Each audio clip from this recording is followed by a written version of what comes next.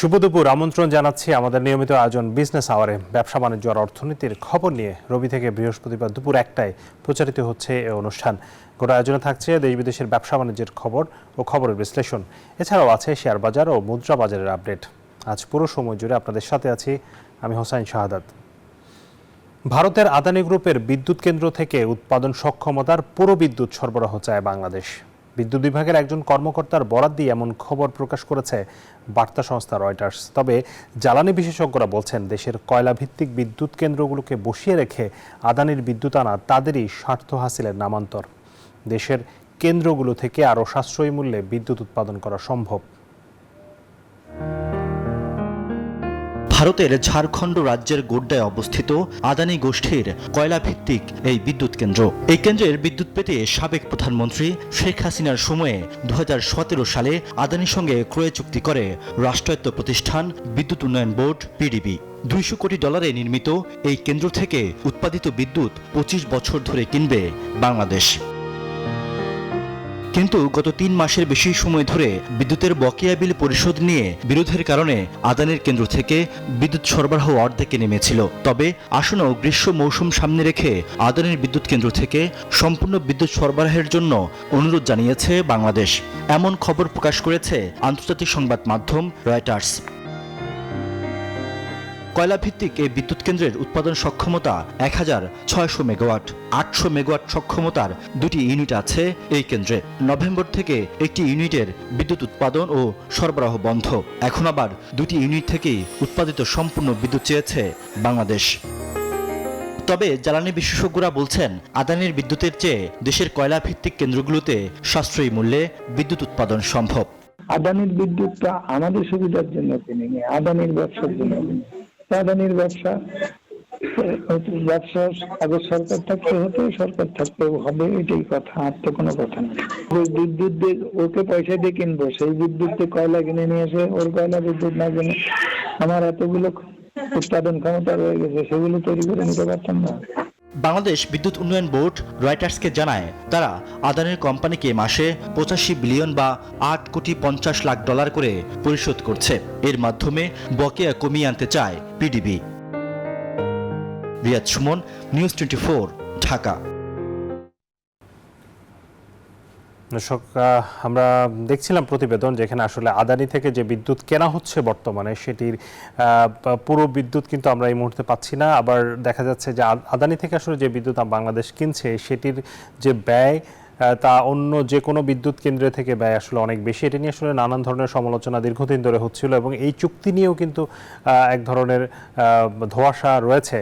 এটি আসলে কিসের ভিত্তিতে কিভাবে এই চুক্তি করা হয়েছে, এটি নিয়ে বিশেষজ্ঞরা কিন্তু নানান সময়ে প্রশ্ন তুলেছেন। সামনে আসলে আদানির বিদ্যুৎ কি আমরা পুরোপুরি নেব কিনা, বা আসলে সামনে গ্রীষ্ম মৌসুমে আমাদের বিদ্যুৎ পরিস্থিতি কি হতে যাচ্ছে, অথবা আমাদের দেশীয় উৎসের অন্যান্য উৎস থেকে আসলে বিদ্যুৎ নেওয়াটা কতটা সাশ্রয়ী হবে, এইসব বিষয় নিয়ে আজকে আমরা আলোচনা করতে চাই। আমাদের সাথে যুক্ত হয়েছেন জ্বালানি বিশেষজ্ঞ ডক্টর ইজাজ হোসেন। জি স্যার, আপনাকে স্বাগত জানাচ্ছি বিজনেস আওয়ারে। স্যার, যে খবরটি আসলে আমরা দেখলাম সেটি হচ্ছে, এই যে আদানির বিদ্যুৎ আমরা পুরোপুরি পাচ্ছি না, কারণ তাদের কাছে আসলে আমাদের বকেয়া রয়েছে। দুটি বিষয়, একটি হচ্ছে আসলে তাদের কাছ থেকে আমাদের বিদ্যুৎটা, বিশেষ করে যেহেতু সামনে গরমের সময় আসছে, চাহিদা বাড়বে, সেই সময়ে এই বিদ্যুৎটা না পেলে আসলে পরিস্থিতি কি হবে। আবার আরেকটি প্রশ্ন হচ্ছে, এই বিদ্যুৎটাই কি আসলে আমরা নিব, কারণ তাদের কাছ থেকে আমরা যেই দামে বিদ্যুৎ নিচ্ছি তার চেয়ে কম দামে অন্য জায়গা থেকে বিদ্যুৎ নিব কিনা, সেই সুযোগটা বা সেই উৎসের জায়গাগুলো আছে কিনা। দুটি প্রশ্নের থেকে আসলে এই মুহূর্তে আসলে পরিস্থিতি আসলে কি দাঁড়াচ্ছে? ধন্যবাদ। অ্যাকচুয়ালি আমাদের গ্রীষ্মে আমাদের যে চাহিদা হবে, সেই চাহিদাটা সম্পূর্ণভাবে সুন্দরভাবে মেটাতে আমাদের আদানির বিদ্যুৎ কেন্দ্র থেকে সম্পূর্ণ বিদ্যুৎটা লাগবে। এটার মধ্যে কোনো ব্যত্যয় নাই। তবে যেটা দেখা যাচ্ছে, যে কথাটা আমি শুনলাম, সেটা হচ্ছে আমাদের কয়লা ভিত্তিক বিদ্যুৎ কেন্দ্র বসিয়ে ওখান থেকে আনা। এটা ঠিক না। কারণ হচ্ছে যে আমাদের কয়লা ভিত্তিক বিদ্যুৎ কেন্দ্র বসে থাকবে কেন, ওগুলাও সম্পূর্ণ চলবে আমার হিসাবে, এবং আদানি থেকেও আমরা সম্পূর্ণ আনবো। এবং ইন্ডিয়া থেকে আরো যেসব বিদ্যুৎ আসার কথা সেগুলো সম্পূর্ণ নেব। শুধু তখনই আমরা আমাদের পুরা ডিমান্ডটা মিট করতে পারবো, আমাদের লোডশেডিং হবে না। এবং তারপরেও আমাদের মনে রাখতে হবে আমাদের গ্যাস ভিত্তিক বিদ্যুৎ কেন্দ্রগুলো সম্পূর্ণ চালানো সম্ভব হয় না গ্যাসের অভাবে, এবং অভাবটা রয়েই গেছে। এবং আমাদের শিল্পে আমাদের গ্যাসের প্রচন্ড শর্টেজ, প্রচন্ড অভাব। তো আমরা যদি সম্পূর্ণ কয়লা ভিত্তিক বিদ্যুৎ ব্যবহার করতে পারি, তাহলে আমরা গ্যাসটাকে শিল্পে দিতে পারি। তো এই যে স্ট্র্যাটেজি, আমি যে কথাটা বললাম, এই স্ট্র্যাটেজিটা সরকারকে পালন করতে আমি বারবার বলছি, হ্যাঁ, যাতে করে আমাদেরকে শিল্পে যেন আমাদের ক্ষতি না হয়। কারণ শিল্পে যদি ক্ষতি হয়, তাতে আমরা ওই 1 টাকা 1.5 টাকা যা সেভ করব আদানির বিদ্যুৎ না কিনে, তার থেকে অনেক অনেক বেশি আমাদের ক্ষতি হবে। তাই আমার যে হিসাব আছে সেই হিসাবে আদানি সম্পূর্ণ বিদ্যুৎ লাগবে, আমাদের সবগুলা কয়লা ভিত্তিক বিদ্যুৎ কেন্দ্র সম্পূর্ণ চালাতে হবে, তারপরেও ঘাটতি থাকবে।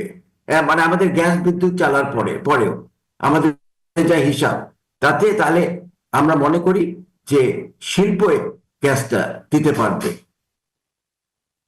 আমরা আগের সরকারের আমলে আমরা যেটি দেখেছি যে আসলে বিদ্যুৎ কেন্দ্র তৈরি করার অনেক বেশি প্রচেষ্টা ছিল, এবং বিদ্যুতের যে সক্ষমতা, উৎপাদন সক্ষমতা যে জায়গায় পৌঁছেছে, সরকার সবসময় যেটি আমাদেরকে বলার চেষ্টা করেছে যে আমরা আসলে সক্ষমতার চেয়ে অনেক মানে আমাদের প্রয়োজনের চেয়ে অনেক বেশি বিদ্যুৎ সক্ষমতা অর্জন করেছি।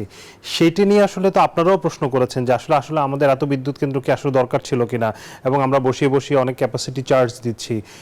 আসলেই কি আমাদের সেই সক্ষমতা আসলে তৈরি হয়েছে? মানে রিয়েল চিত্রটা আপনারা কি দেখেন এই মুহূর্তে? আমাদের মেইন সমস্যা হচ্ছে গ্যাস ভিত্তিক বিদ্যুৎ কেন্দ্র নিয়ে। কয়লা ভিত্তিক বিদ্যুৎ কেন্দ্রগুলো ঠিক আছে, এগুলো পরে এসেছে, এগুলো আমাদের যেটা বলি ডাইভার্সিফিকেশনটা সাহায্য করে, এবং আমরা কয়লাটাকে আলাদাভাবে ইম্পোর্ট করে নিয়ে আসি, এটার সাথে শিল্পের কোনো সম্পর্ক নাই। তাই ওইখানে একটা আমাদের স্বস্তির আছে। এখন সমস্যা হচ্ছে গ্যাস নিয়ে। আমাদের 12,000 মেগাওয়াট গ্যাস ভিত্তিক বিদ্যুৎ কেন্দ্র আছে, আমরা 5 থেকে 6,000 মেগাওয়াট চালাতে পারি, কারণ আমাদের গ্যাসটা আমাদের 4-5টা সেক্টর সবখানে সমানভাবে আমরা বন্টন করে দিই। তো এই অবস্থায় আমাদের শিল্পকে তো রক্ষা করতে হবে। তো শিল্পকে রক্ষা করার কারণেই আমরা গ্যাস ভিত্তিক বিদ্যুৎ কেন্দ্র চালাতে পারছি না সম্পূর্ণ। তাহলে আমাদের বুঝতে হবে যে আমরা একটা কঠিন কঠিন অবস্থায় আছি। তো আপনি যে প্রশ্নটা করলেন এটা ঠিকই আছে, যেটা আছে যে আমাদের যে অতিরিক্ত power plant, excess power plant capacity, এগুলা মূলত গ্যাস ভিত্তিক বিদ্যুৎ কেন্দ্র যেগুলো আমরা চালাতে পারছি না, ওদেরকে বসিয়ে বসিয়ে আমরা তাদেরকে ক্যাপাসিটি চার্জ দিচ্ছি। তেল ভিত্তিক বিদ্যুৎ কেন্দ্রের একটা কথা আছে, তবে তেল ভিত্তিক বিদ্যুৎ কেন্দ্রের ব্যাপারটা হচ্ছে ওদের বিদ্যুৎটা আমাদের যখন আমাদের পিক ডিমান্ড হয় রাত 8টার সময়, তারপরে দিনের বেলা যখন আমরা বেস লোড চালাতে পারি না, তখন আমরা ব্যবহার করি। সো ওদেরটাও প্ল্যানিং এ একটা ভুল আছে, বাট কিন্তু ওদেরটাও ওইরকম একটা ওভার ক্যাপাসিটি ওখানেও আছে। হ্যাঁ, তাহলে স্যার আমাদের আসলে এই গ্রীষ্ম মৌসুমে আমরা আসলে মানে সরকারের যে এখন পরিকল্পনা, আপনি কি সেই জায়গাটা দেখছেন কিনা? আসলে সরকার আসলে কি প্ল্যান করছে? আপনি তো বলছেন যে আমাদের আসলে সবগুলো কয়লা ভিত্তিক বিদ্যুৎ কেন্দ্র চালু থাকতে হবে, অন্যদিকে আদানির পুরো বিদ্যুৎ লাগবে, কিন্তু সরকারের এখন পর্যন্ত আমরা যে স্ট্র্যাটেজি দেখছি বা মানে পরিষ্কার করে তো আসলে আমরা খুব বেশি তথ্য পাচ্ছি না, কিন্তু আপনার কাছে কোনো ধরনের তথ্য আছে কিনা, বা সরকার আসলে কি চিন্তা ভাবনা করছে গ্রীষ্ম মৌসুমটাকে আসলে ম্যানেজ করার ক্ষেত্রে? আমরা এর মধ্যে দেখেছি যে জ্বালানি উপদেষ্টা বলেছেন যে গ্রীষ্মে তিনি একটি লোডশেডিং কেমন হতে পারে তার একটি পরিসংখ্যান দিয়েছেন। মানে আগে আমরা সেটি কখনো দেখি নাই যে আগে ভাগে আসলে লোডশেডিং এর চিত্র দেওয়া। এটিকে আপনি কিভাবে দেখেন আসলে সামনের দিনে? তাইলে আমরা কি মানে একটি আশঙ্কার দিকে যাচ্ছি যে বিদ্যুতের একটা বড় ঘাটতি হবে, লোডশেডিং হবে? উনি বাস্তবতা স্বীকার করে উনি এই স্ট্যাটিস্টিক্সটা দিয়েছে। এটা তো আমরা চাই, আমরা তো ট্রান্সপারেন্সি চাই। তো উনি যেটা দিয়েছেন সেটা আমাদেরকে ভালো চোখেই দেখতে হবে যে উনি লোডশেডিং এর কথা স্বীকার করলেন। আপনি যেভাবেই হিসাব করেন, আমরা কমপ্লিটলি লোডশেডিং মুক্ত এই বছর থাকতে পারবো না। রমজান মাসে হয়তো ওনারা সর্বত্র দিয়ে সর্বচেষ্টা করে হয়তো লোডশেডিং মুক্ত রাখতে পারে, এটা রমজানেই সম্ভব শুধু, তারপরে আর সম্ভব হবে না, তখন আমাদের প্রচন্ড লোডশেডিং হতে পারে। এই প্রচন্ড লোডশেডিং থামাবার জন্যই আমি বলছি যে কয়লা ভিত্তিক বিদ্যুৎ কেন্দ্রগুলো যেন সম্পূর্ণ চলে, তার মানে আমাদেরকে ঠিক সময় কয়লা আমদানি করতে হবে। এখন দেখা যাচ্ছে যে ওনারা হয়তো এটা করতে পারছে না, করবে না।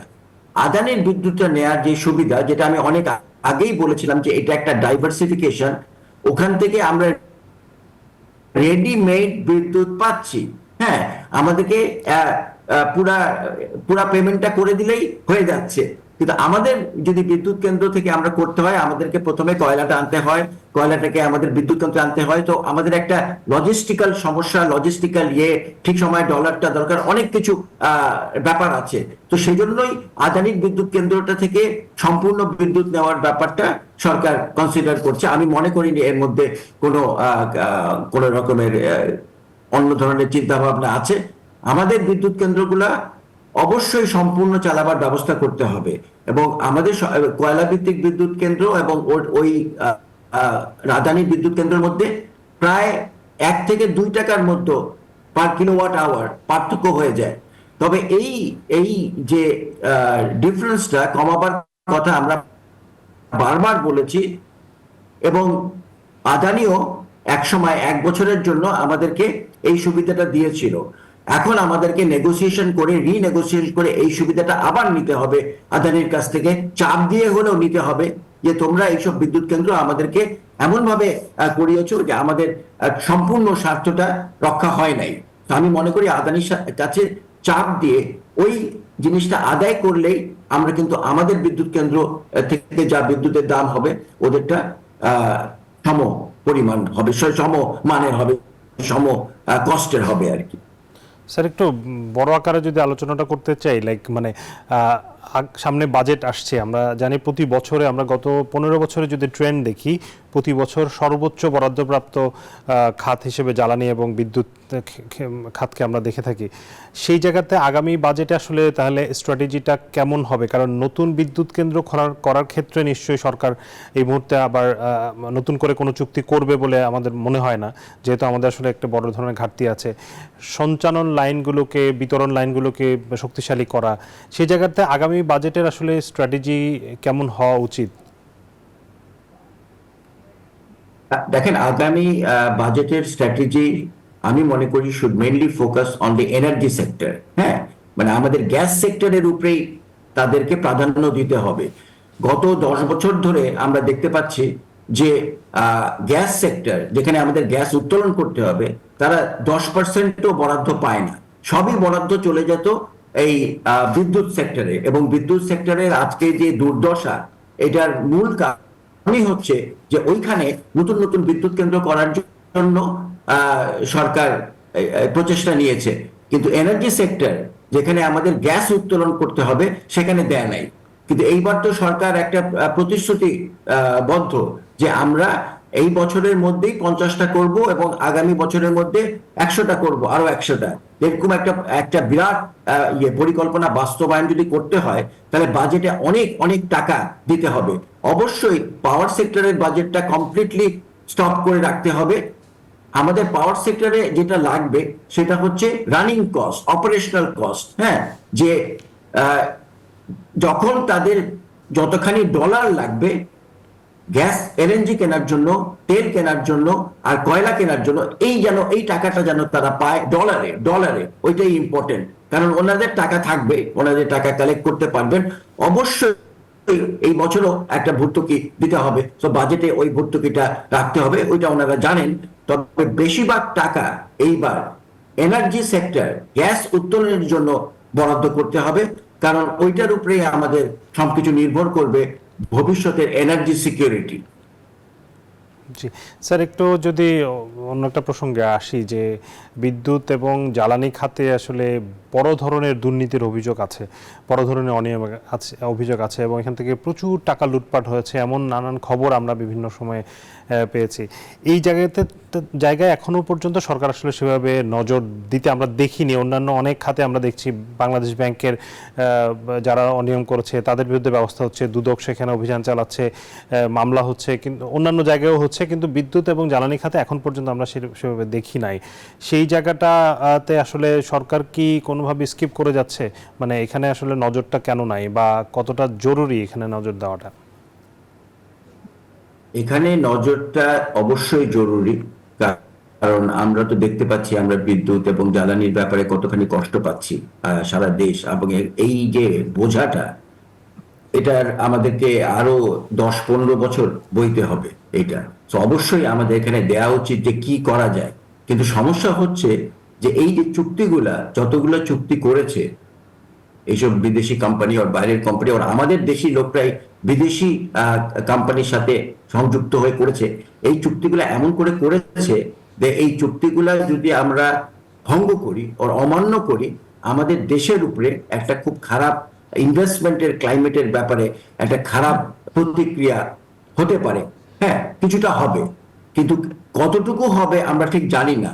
কিন্তু সেই ভয়ে কিন্তু আমরা অনেক কিছু করছি না, এটা ঠিক না। কারণ আমি দেখেছি এবং আমরা জানি যে অনেক দেশেই এরকম ধরনের সিচুয়েশনে তারা বিদেশি কোম্পানির সাথে জোর দিয়ে, চাপ দিয়ে, যেভাবে করে হোক কোর্টে নিয়ে গিয়ে তাদেরকে অ্যাটলিস্ট যদি আমরা প্রমাণিত করতে পারি, কোর্টে গিয়ে ইয়ে করে তাদেরকে যে তোমরা দেশের স্বার্থের বিরুদ্ধে এইসব প্রজেক্টগুলা করেছো এবং আমাদেরকে এই বিপদে ফেলেছো, ওইটুক আমরা যদি কিছু ডাইরেক্টলিও না পাই, আর তারা, আমরা অবশ্যই তাদেরকে একটা করতে পারি, সেটা সব দেশেই করে, ফাইন করতে পারি। আমরা ফাইন করতে পারি তাদের অপারেশন যেভাবে তারা কন্ট্রাক্ট গুলো নিয়েছে ওইভাবে। প্রবলেম হচ্ছে পুরো কন্ট্রাক্টটাকে বাতিল করে দেওয়া, যেটা অনেকেই বলে, সেটার মধ্যে একটা ঝুঁকি আছে।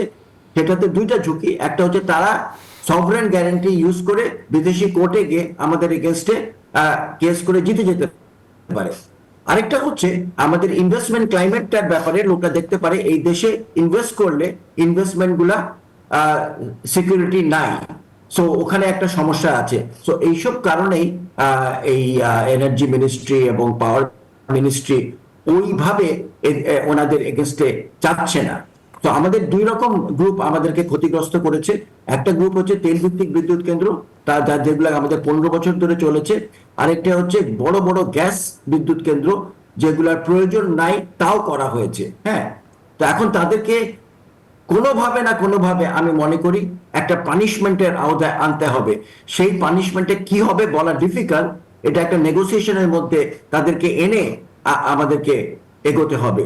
তা না করলে কিন্তু এখানে একটা দায়বদ্ধতা আসবে না, এবং ফিউচারে আমাদের এটা দেখেন, প্রবলেমটা হচ্ছে কি, তারা সুযোগ নিয়েছে, সুযোগটা করে দিয়েছে আমাদের সরকারের কিছু কিছু লোক, আমি ধরলাম সরকারি করে দিয়েছে, হ্যাঁ, পলিটিক্যাল সরকার করে দিয়েছে। এখন আমাদেরকে তো দোষটা পলিটিক্যাল সরকারকে দিতে হবে, কিন্তু যোগ সাজস্যে হয়েছে। কিন্তু ওই যে ওদেরকে কিভাবে ধরতে হবে, এটা অ্যাকচুয়ালি আমার কাছে সম্পূর্ণ জানা নাই। বাট খুব ভালো হাই কোয়ালিটি যদি লয়ার আর ইন্টারন্যাশনাল যারা করে কোন জিনিসপত্র ধরা যায়, তাহলে আমি মনে করি আমরা এখানে জিততে পারি। আমরা তাদের কাছ থেকে কিছু অতটুক করলেই আমাদের, আমি মনে করি যে আমাদের এইটার একটা শুরু হবে। ওকে স্যার, বুঝতে পেরেছি স্যার। এই দুইটা প্রশ্ন একসাথে করতে চাই, যে একটা হচ্ছে করতে হবে জি, দুটো প্রশ্ন একসাথে করতে চাই। সেটা হচ্ছে যে এই মুহূর্তে আসলে সরকার যে জ্বালানি মন্ত্রণালয় বা বিদ্যুৎ খাত যেভাবে চলছে সেটি আসলে সঠিক রাস্তায় আছে কিনা। আর দ্বিতীয় প্রশ্ন হচ্ছে আমাদের যে জ্বালানি নীতিমালা আছে, আমাদের যে বিদ্যুতের যেই নীতিমালা আছে, সেই জায়গাটাকে আবার নতুন করে রিভিজিট করার সুযোগ আছে কিনা বা দরকার কিনা, নতুন করে আবার নতুন পরিকল্পনা করা দরকার আছে কিনা, বা আমাদের যে টার্গেটগুলো করা হয়েছে 2030-এ আসলে আমরা কি পরিমাণ বিদ্যুৎ উৎপাদন করব, 40-এ কত উৎপাদন করব, আমরা অনেক হাই অ্যাম্বিশিয়াস আসলে বিদ্যুতের প্রজেকশন করেছি। সেই চাহিদা আসলে অনেকে বলছেন যে সেই চাহিদা আসলে সেই জায়গাতে হয়তো যাবে না। সেক্ষেত্রে আবার নতুন করে স্যার এটা করা দরকার আছে কিনা? হ্যাঁ, অবশ্যই এটা নতুন করে করা দরকার আছে, কিন্তু এই সরকার করবে নাকি পলিটিক্যাল সরকার এসে করবে? হ্যাঁ, কারণ আমি দেখতে পাচ্ছি 1 বছরের মাথায় হয়তো একটা পলিটিক্যাল সরকার আসবে, সেটা একটা বড় প্রশ্ন। কারণ এই সরকার যদি কিছু করে, সেটা যে পলিটিক্যাল সরকার গ্রহণ করবে, হ্যাঁ, এটা তো ওই রকমের রিফর্ম না যেটা সব পলিটিক্যাল পার্টির সাথে ইয়ে করে যেগুলো করা হচ্ছে। হ্যাঁ, এখানে যদি ওনারা কিছু করে, এটা খুব সহজেই এরপরে সরকার এসে ফেলে দিতে পারে এবং গ্রহণ নাও করতে পারে, এবং আমার যেটা চিন্তা ভাবনা, তারা গ্রহণ করবে না। তবে আপনি যেসব প্রশ্নগুলো করেছেন, যেগুলা এর আগের সরকার, হ্যাঁ, যেগুলো তাদের নিজের স্বার্থে তারা যেসব জিনিস মানে দেশকে ধ্বংস করার মতো জিনিসপত্র করে গেছে সেগুলোর ব্যাপারে অবশ্যই তা আমরা একটা হোয়াইট পেপার দেখেছি, কিন্তু আনফরচুনেটলি হোয়াইট পেপারটা অত ডিটেইলড হয় নাই যেখানে তারা খুব সূক্ষ্মভাবে বলবে যে কি কি করতে হবে। তা আমি মনে করি এখন যেটা সরকার, আপনি যেটা জিজ্ঞেস করেছেন ওরা কি সঠিক পথে আছে নাকি, আমি যেটা বলবো ওনারা মোটামুটি দিন আনি দিন খাই বিজনেসে ব্যাপারে চলতে হচ্ছে, কারণ ওনাদেরকে এত ক্রাইসিস ম্যানেজমেন্ট করে যে ওনারা লং টার্মে কিছু করার ওনাদের সুযোগ নাই। আপনি দেখেন এর মধ্যেও যে ইন্ডাস্ট্রিয়ালিস্টরা হাই হুতাশ করছে, তাদের গ্যাস নাই নাই। হ্যাঁ, ইন্ডাস্ট্রি তো সাংঘাতিক ইম্পর্টেন্ট, পাওয়ার সেক্টর ইম্পর্টেন্ট, কারণ সারা দেশে বিদ্যুৎ তারা দেয়, কিন্তু কথা হচ্ছে যে ইন্ডাস্ট্রি সেক্টরটাও তো ইম্পর্টেন্ট, সেখানে তো ওরা গ্যাস চাচ্ছে, দিতে পারছে না। তো এই যে সবগুলা জিনিস আমার মনে হয় এই সরকারের পক্ষে এটা হ্যান্ডেল করা মোটেই সম্ভব না। মানে এর মধ্যে অনেক কিছু জিনিসপত্র আছে যেগুলা বড় পলিটিক্যাল সিদ্ধান্তর দরকার, এবং ভবিষ্যতে কিভাবে আমরা কোন সেক্টর থেকে কিভাবে গ্যাস দিব সেটা দেখেন। হঠাৎ করে ওনারা একটা গ্যাসের দাম বৃদ্ধি করার ব্যাপারে একটা কথা বলেছে, এইটা তো এটা শুনে তো ইন্ডাস্ট্রিয়ালিস্টদের মাথা গরম হয়ে গেছে। হ্যাঁ, তারা কিভাবে ডাবলেরও বেশি প্রাইসে দিবে, এবং এটা শুনানি নাকি 26 না 25 তারিখে আরম্ভ হবে। তো শুনানির পরে বোঝা যাবে যে বার্ক এটা গ্রহণ করলো কি করলো না। তার মানে সমস্যা এত বড় যে ওনাদেরকে জাস্ট ম্যানেজ করাটাই মেইন জিনিস। তা আমি মনে করি ওনা মোটামুটি ঠিক মতো ম্যানেজ করছে, কিন্তু কথা হচ্ছে যে সমস্যা এত জটিল, তাদের অনেক কিছু করার দরকার, কিন্তু আমি দেখতে পাচ্ছি না যে তারা পারবে, এবং করলেও হয়তো অন্যদিকে চলে যেতে পারে জিনিসপত্র। আমি তো দেখছি, আপনারা দেখতে পাচ্ছেন যে এখানে অনেক সেক্টরে কোনো জিনিস করতে গেলে অন্যান্য গ্রুপ অর ইন্টারেস্টেড অনেকে আসলে রাস্তায় দাঁড়িয়ে যাচ্ছে, আন্দোলনে এমন একটা সিচুয়েশন ক্রিয়েট করে। জি স্যার, বুঝতে পেরেছি। মানে সরকার আসলে মানে আমরা যদি বড় ধরনের কোনো পরিকল্পনা চাই, নিশ্চয়ই পলিটিক্যাল সরকারের জন্য আমাদের আসলে অপেক্ষা করতে হবে। আপনাকে স্যার অনেক ধন্যবাদ, আপনার আলোচনায় অনেকগুলো বিষয় উঠে এসছে, আপনাকে ধন্যবাদ জানাচ্ছি আমাদেরকে সময় দেওয়ার জন্য। আপনাকেও ধন্যবাদ। দর্শক, বিদ্যুৎ খাতের যে বর্তমান পরিস্থিতি এবং সামনে গ্রীষ্ম মৌসুমে আসলে বাংলাদেশের বিদ্যুৎ কতটা নিরবচ্ছিন্ন বিদ্যুৎ সরবরাহ নিশ্চিত করা যাবে এবং সেজন্য কি করা উচিত, এই বিষয়গুলো নিয়ে আমরা কথা বলছিলাম। আমাদের সাথে যুক্ত ছিলেন জ্বালানি বিশেষজ্ঞ ডক্টর ইজাজ হোসেন। এবারে চলে যাচ্ছি রাজধানীর ইন্টারন্যাশনাল কনভেনশন সিটিতে। সেখানে শুরু হয়েছে প্লাস্টিক প্রিন্টিং এবং প্যাকেজিং ফেয়ার। 17তম এই আয়োজন সম্পর্কে আরও জানাতে যোগ দিচ্ছেন মোরসালিন হক জুনায়েদ। মোরসালিন, আপনাকে ধন্যবাদ জানাচ্ছি, আপনি আমাদের সাথে যুক্ত হয়েছেন। মোরসালিন, আপনি কি শুনতে পাচ্ছেন আমাকে?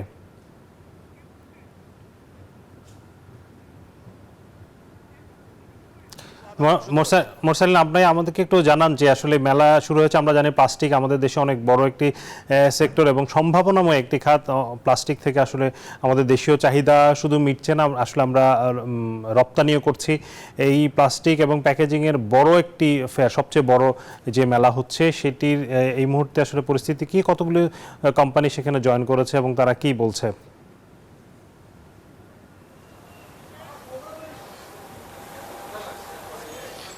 শাহাদ, আমরা আপনার যে সার্বিক বিষয় যে প্রশ্নগুলো তা নিয়ে সরাসরি আমরা কথা বলবো বাংলাদেশ প্লাস্টিক দ্রব্য প্রস্তুতকারক এবং রপ্তানিকারক অ্যাসোসিয়েশনের যে সভাপতি শামীম আহমেদ আমাদের সাথে এই মুহূর্তে যুক্ত আছেন।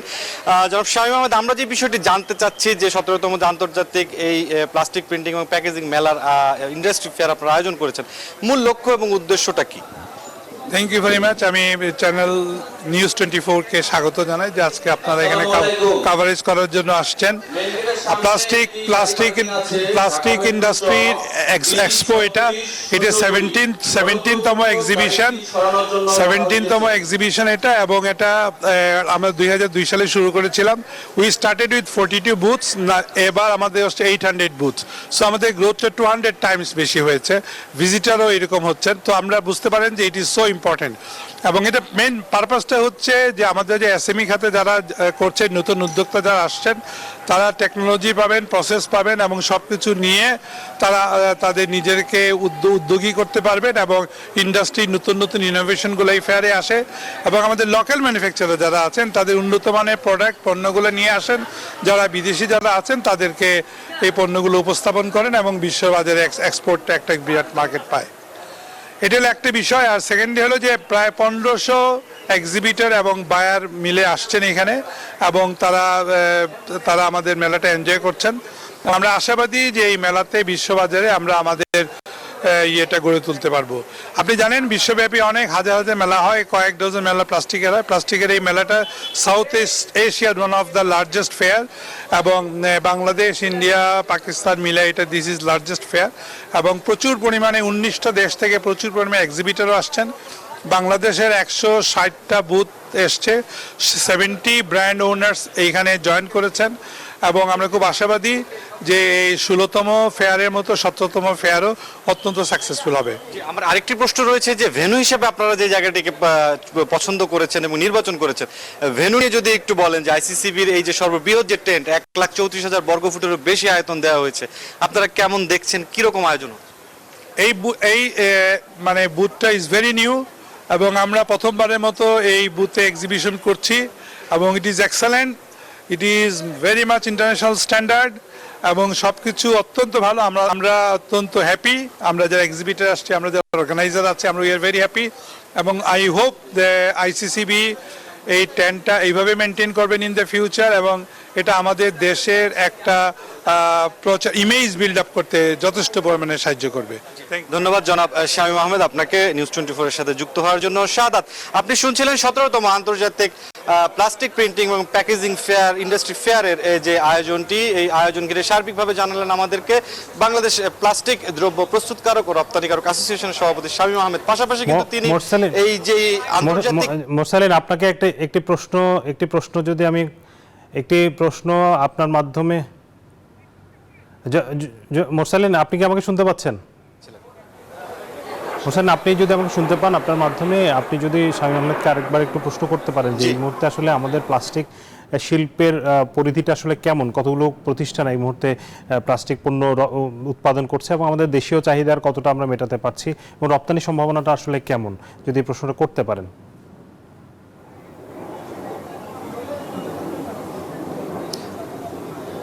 এই মুহূর্তে বাণিজ্য উপদেষ্টা আজকের এই আয়োজনের প্রধান অতিথি এবং অনুষ্ঠানটি বেলা 11:30টায় শুরু হওয়ার কথা ছিল এবং ইতিমধ্যে কিন্তু অনুষ্ঠানটি তিনি তার সরকারি যে কাজ রয়েছে সেই কারণে তার বিলম্ব হয়, তিনি কিছুক্ষণ আগেই আসলে এসেছেন এই জায়গাটিতে এবং যেহেতু এই অ্যাসোসিয়েশন এর আয়োজন করেছে সংগঠন, তার সভাপতি হিসেবে শামীম আহমেদ তাকে অভ্যর্থনা জানিয়ে কিন্তু তাকে অনুষ্ঠানস্থলের ভেতরে নিয়ে গিয়েছেন। আমরা চেষ্টা করব শাহাদাত আপনার এই প্রশ্নটি নিয়ে পরবর্তীতে শামীম আহমেদ তার সাথে আবারও নতুন করে যুক্ত হওয়ার জন্য। মোরসালিন, আপনাকে অনেক ধন্যবাদ। দর্শক, প্লাস্টিক পণ্য নিয়ে যেই মেলা শুরু হয়েছে আইসিসিবিতে, তার বিস্তারিত আমাদেরকে জানাচ্ছিলেন সহকর্মী মোরসালিন হক জুনায়েদ। এই মুহূর্তে চলে যাচ্ছি বিজনেস আওয়ারে একটি বিরতিতে, ফিরব দেশ ও বিশ্ব বাণিজ্যের খবর নিয়ে, সাথেই থাকুন। আবারও স্বাগত জানাচ্ছি বিজনেস আওয়ারে। ভূগর্ভস্থ পানি ব্যবহারে চার্জ দিতে হবে শিল্প কারখানাগুলোকে, একথা জানিয়েছেন পরিবেশ উপদেষ্টা সৈয়দা রিজওয়ানা হাসান। গতকাল রাজধানীর একটি হোটেলে সাস্টেনেবল এপ্রিল ফোরামের 6ষ্ঠ সংস্করণে যোগ দিয়ে একথা জানান তিনি। উপদেষ্টা বলেন, এখন পর্যন্ত মাটির নিচে পানি ব্যবহার করতে সরকারকে কোনো টাকা পয়সা দিতে হয় না, তবে এই ব্যাপারে একটি নীতিমালা তৈরির কাজ করছে পানি সম্পদ মন্ত্রণালয়। রিজওয়ানা হাসান বলেন, গার্মেন্টসগুলোই টেকসই পরিবেশ নিশ্চিত করতে শ্রমিকদের মজুরি বৃদ্ধি করতে হবে। অ্যাপারেল ফোরামের এবারে সংস্করণে অংশ নিচ্ছেন নেদারল্যান্ডসের একটি প্রতিনিধি দল, যেখানে রয়েছে 18টি ব্যবসা প্রতিষ্ঠান। দেশটির রাষ্ট্রদূত আন্দ্রে কাস্টেন্স বলেন, তৈরি পোশাকের বৈশ্বিক বাজারে শক্তিশালী অবস্থানে নিজেকে প্রতিষ্ঠিত করেছে বাংলাদেশ। বিনিয়োগ ও পরিবেশ বান্ধব কারখানা স্থাপনের মাধ্যমে বাংলাদেশের তৈরি পোশাক ও টেক্সটাইল শিল্প টেকসই উন্নয়নের দিকে এগিয়ে যাচ্ছে।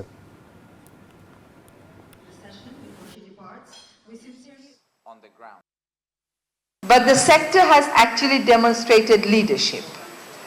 It hasn't broken, it hasn't fallen apart, it has come together and faced the challenges and is still going strong. So for that I give credit to our business leaders and also to the countries who take products from Bangladesh. এবারে share বাজারের খবর।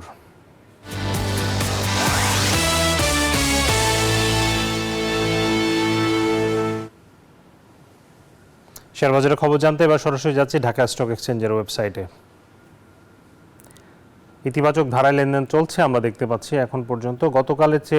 গতকাল অবশ্য ভালো লেনদেন হয়েছে, আমরা দেখতে পেয়েছি যে 400 কোটি টাকার কাছাকাছি লেনদেন হচ্ছে। তবে এবার আজকের দিনে এখন পর্যন্ত লেনদেন পৌঁছেছে 270 কোটি টাকার মতো। লেনদেনে অংশ নেওয়া কোম্পানিগুলোর মধ্যে 164টি কোম্পানির দাম বেড়েছে, কমেছে 170টির, এবং অপরিবর্তিত আছে 61টি কোম্পানির শেয়ারের দর। আর যদি আমরা সূচকের দিকে লক্ষ্য দেই তাহলে দেখতে পাবো যে প্রধান সূচক ডিএসই এক্স ইন্ডেক্স 0.96 পয়েন্ট বেড়েছে, খুবই সামান্য বেড়েছে, অবস্থান করছে 5193 পয়েন্টে। ডিএসই সরিয়া ইন্ডেক্স বেড়েছে 0.84 পয়েন্ট, অবস্থান করছে 1153-তে। আর ডিএস30-র অবস্থান 1914 পয়েন্ট, বেড়েছে 0.03 পয়েন্ট। দর্শক, এবারে জানাবো মুদ্রা, স্বর্ণ এবং রূপার বাজারের আপডেট দরদাম। শুরুতেই মুদ্রা বাজার পরিস্থিতি। মুদ্রার বিনিময় মূল্য আমরা যদি দেখি, মার্কিন ডলার কেনা হচ্ছে 121 টাকায়, বিক্রয় 122 টাকা। ইউরো কেনা হচ্ছে 125 টাকায়, বিক্রি হচ্ছে 130 টাকায়।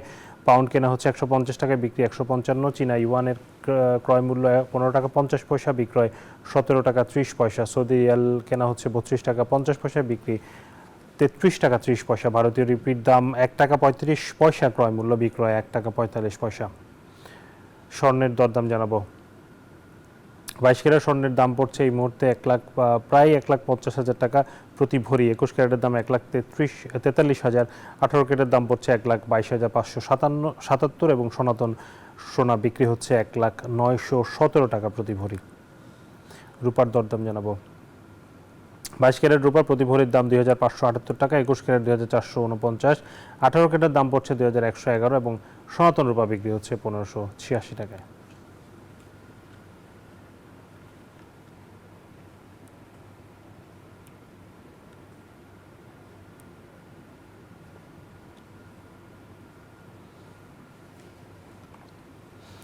দর্শক, মিরপুরে চ্যাম্পিয়ন্স ট্রফি নিয়ে সংবাদ সম্মেলনে কথা বলছেন নাজমুল হোসেন শান্ত। আমরা সরাসরি সেখানে চলে যাচ্ছি। চ্যাম্পিয়ন হওয়ার জন্য এবং এই 8টা কোয়ালিটি টিম, এবং আমি বিশ্বাস করি আমাদের টিমের ওই অ্যাবিলিটি আছে। বাড়তি প্রেশারের কথা আমার মনে হয় না যে কেউ বাড়তি প্রেশার ফিল করবে, কারণ সবাই এটাই চাচ্ছে, সবাই এটাই চায় মনে প্রাণে, এবং সবাই এটাই বিশ্বাস করে যে আমাদের ওই অ্যাবিলিটিটা আছে। আমাদের রিজিকে আল্লাহ কি লিখে রেখেছেন আমরা জানি না, বাট আমার কাছে মনে হয় যে আমরা ওইভাবে মেহনত করতেছি, ওই আমাদের অনেস্টির সাথে আমরা কাজ করছি, এবং প্রত্যেকটা প্লেয়ার বিশ্বাস করি যে আমরা ওই আমাদের যে লক্ষ্য ওই লক্ষ্যে পৌঁছাতে পারবো। মানে সাকিব আল হাসান নেই, সাকিব আপনার মানে দুটির কারণে কিন্তু বাংলাদেশ চ্যাম্পিয়ন্স ট্রফিতে খেলছে, তো সাকিবকে কতটা মিস করবেন এবং সাকিবের যে রোলটা সেটা আসলে কে প্লে করতে পারে না? না, অবশ্যই ডেফিনেটলি মিস করবো, বাট আসলে এই কোশ্চেনটা আমার মনে হয় কেন করলেন আপনি, আমি আই ডোন্ট নো। আমরা সবাই জানি যে এই উত্তর অনেক প্লেয়ার দিয়েছে, অবশ্যই আমরা সাকিব ভাইকে মিস করবো, থাকলে ভালো হতো। এই কোশ্চেন আপনারা এই উত্তর অনেকবার পেয়েছেন, তো আমার মনে হয় না যে একটা এত বড় টুর্নামেন্টে যাওয়ার আগে আবার এই প্রসঙ্গে কথাটা বলাটা যৌক্তিক হবে। বাট ওই ম্যাচটা পার্টিকুলারলি যদি আপনি বলেন, ব্রিলিয়ান্ট ব্যাটিং করেছেন, আমার মনে হয় ইনিংসটা খুব ইম্পর্টেন্ট ছিল। অবশ্যই ওই ইনিংসটা আমাদের টিমকে জেতার জন্য অনেক হেল্প করেছে। তার রোলটা কে প্লে করতে পারে এই সাকিব যে রোলটা প্লে করতেন, যে দায়িত্ব পাবেন।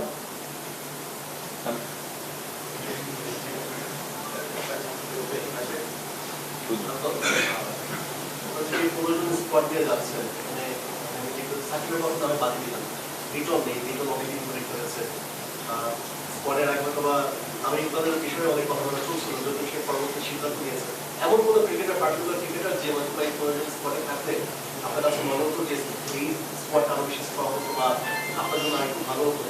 না, যেই 15 জন ক্রিকেটার এই স্কোয়াডে আছেন, আমি 15 জনকে নিয়ে খুবই খুশি এবং আমি কনফিডেন্ট যে এই 15 জনের ভিতরে যেই খেলবে সে মানে একা হাতে ম্যাচ জিতাইতে পারে, ওই অ্যাবিলিটি সবার আছে। So I am quite happy যে স্কোয়াডটা আমাদের আছে।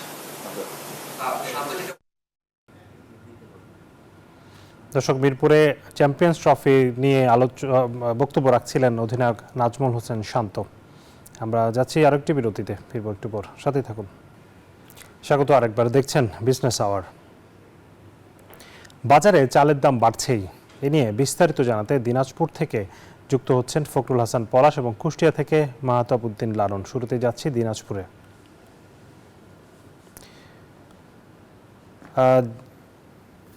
ফখরুল হাসান পলাশ, আপনার কাছে যেটি জানতে চাইবো যে দিনাজপুরে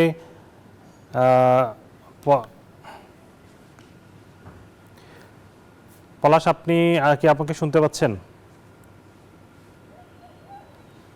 পলাশ, আপনার কাছে জানতে চাই যে দিনাজপুরে আসলে চালের বাজারের এই মুহূর্তে কি অবস্থা? আমরা জানি সারা দেশে আসলে চালের দামের একটি ঊর্ধ্বগতি, যদিও ভরা মৌসুম চলছে। এই মুহূর্তে আপনার কাছ থেকে বিস্তারিত জানতে চাই।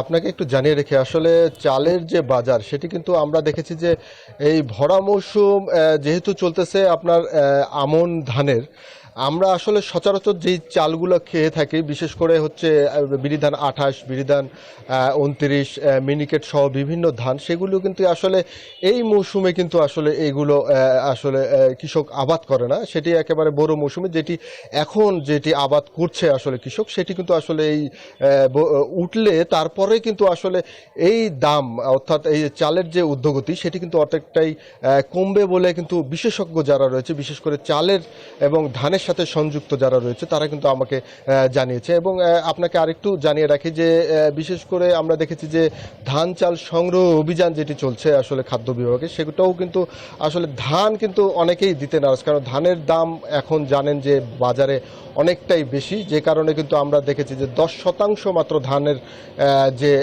লক্ষ্যমাত্রার বিপরীতে কিন্তু সেটি পূরণ হয়েছে। পাশাপাশি চাল যেহেতু মিলারদের কাছ থেকে নেওয়া হয়, সেহেতু চালের লক্ষ্যমাত্রা কিন্তু প্রায় 90% কিন্তু পূরণ হয়েছে। ওএমএস সহ বিভিন্ন খোলা বাজারে কিন্তু খাদ্য বিভাগ চাল সরবরাহ করলে এবং কম দামে কিন্তু ক্রেতাদের হাতে তুলে দিলেও চালের দাম আমরা দেখছি না যে একেবারে বাজারে প্রভাব পড়ছে। বাজারে কিন্তু আসলে মিনিকেট জাতের চাল বলি, সেটি কিন্তু একেবারে 4000 টাকার মতো বিক্রি হচ্ছে, এবং বিয়ার যেটি 28 রয়েছে সেটি কিন্তু 33 থেকে 3500 টাকা প্রকারভেদে বিক্রি হচ্ছে। এবং মোটা ধানটাও কিন্তু, মোটা ধানের যে চালটা রয়েছে সেটিও কিন্তু আমরা দেখেছি 3000-এর উপরে এখন বর্তমানে বিক্রি হচ্ছে, প্রায় 3100 থেকে 3200 টাকা প্রকারভেদে আমরা বলতে পারি যে বিক্রি হচ্ছে, যার কারণে কিন্তু আসলে চালের উপর খুব একটা প্রভাব আমরা কিন্তু ইদানিংকালে কিন্তু আমরা দেখছি না। বিভিন্ন যদি আপনাকে বলি যে বিভিন্ন কর্মসূচি খাদ্য বিভাগ দিয়ে যাচ্ছে, তারপরও আমরা এর উপরে কোনো প্রভাব কিন্তু আমরা লক্ষ্য করছি না। আর বিশেষজ্ঞ যারা চাল সংশ্লিষ্ট রয়েছেন, তারা বলছেন যে আসলে নতুন যে ধান সেটি উঠতে শুরু করলেই কিন্তু আসলে এই চালের উপর কিছুটা প্রভাব পড়বে। আপনাকে প্রথমেই বললাম যে আসলে বড় মৌসুমের যে ধানগুলো রয়েছে সেগুলো কিন্তু আসলে বাজারে এসে গেলে তখন কিন্তু আসলে ধানের উপর প্রভাব পড়বে, সেই ক্ষেত্রে কিন্তু চালের দামও কিছুটা কমতে পারে। আরেকটি আপনাকে জানিয়ে রাখি, দিনাজপুরে কিন্তু চিকন এবং সুগন্ধি চালের আবাদ বেশি হয়ে থাকে, যার কারণে আসলে দিনাজপুরের বাজারে কিন্তু যেসব চাল আমরা আসলে ভোক্তারা কিনে নিয়ে যাচ্ছেন সেটি কিন্তু আসলে কমছে না। তো আমার কাছে আসলে দিনাজপুর থেকে এটি ছিল সর্বশেষ তথ্য। এখন চলে যাব কুষ্টিয়ায়, সেখানে রয়েছে লালনের কাছে জানতে চাবো, কুষ্টিয়া যেহেতু সবচেয়ে বড় দেশের চালের মোকাম, সেখানে আসলে কিরকম প্রভাব পড়েছে বা দাম কমেছে কিনা একটু লালন জানাবেন।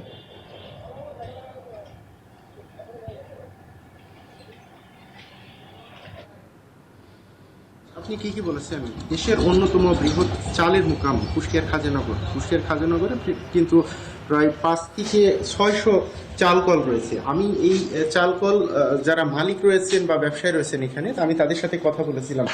তারা যে বিষয়টি বলছেন, তারা বলছেন যে আমন মৌসুমে যে ধান উৎপাদন হয়েছিল, চাষিরা চাষ করেছিলেন, সেই ধানের কিন্তু সংকট ছিল, অর্থাৎ চাহিদা মতো ধান কিন্তু আমন মৌসুম থেকে মিলাররা সংগ্রহ করতে পারেননি, যে কারণে কিন্তু আসলে বাজারেও কিন্তু ধানের সংকট। এই সংকটের কারণে মূলত আসলে ধানের দাম বৃদ্ধি বলে মিলাররা এবং এখানে যারা ব্যবসায়ী রয়েছেন তারা বলছেন।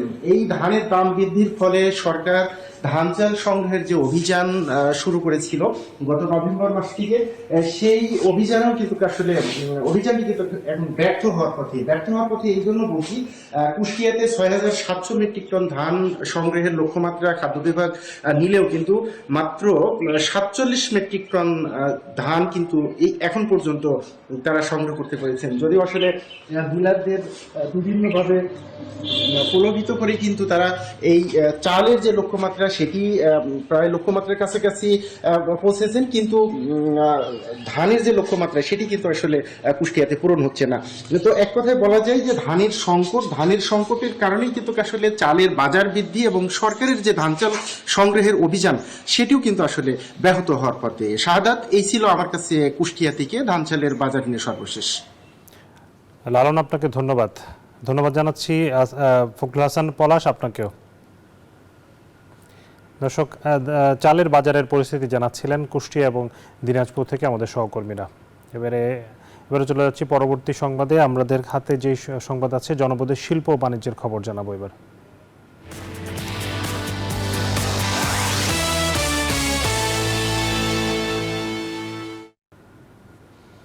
প্রমত্তা যমুনা নদীর উপর নির্মিত যমুনা রেলওয়ে সেতু দিয়ে পরীক্ষামূলকভাবে যাত্রীবাহী ট্রেন চলাচল শুরু হয়েছে। সকাল 10:45 রাজশাহী থেকে ছেড়ে আসা সিল্ক সিটি এক্সপ্রেস ট্রেনটি সেতু অতিক্রম করে।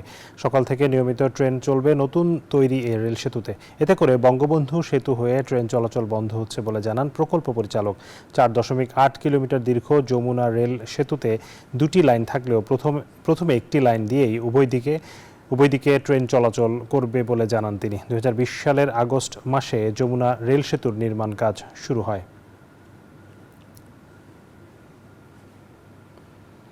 এবারে বিশ্ব বাণিজ্যের খবর।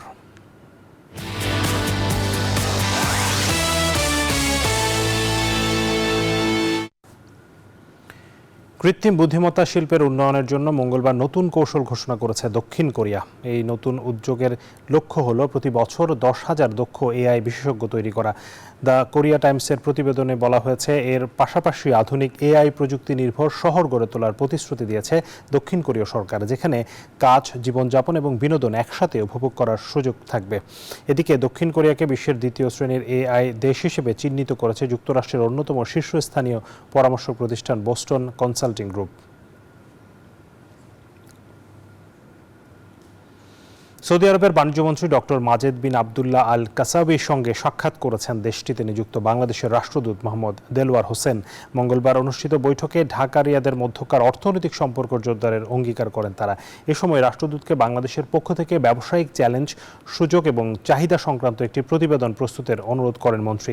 সেই সঙ্গে বাংলাদেশের প্রতি সমর্থন পুনর্ব্যক্ত করে যে কোনো অর্থনৈতিক বা বাণিজ্যিক সমস্যা নিরসনের প্রতিশ্রুতি দেন তিনি।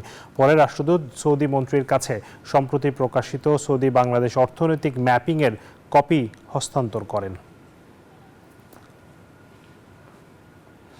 দর্শক, এই ছিল বিজনেস আওয়ারের আজকের আয়োজনে। সাথে থাকার জন্য ধন্যবাদ সবাই।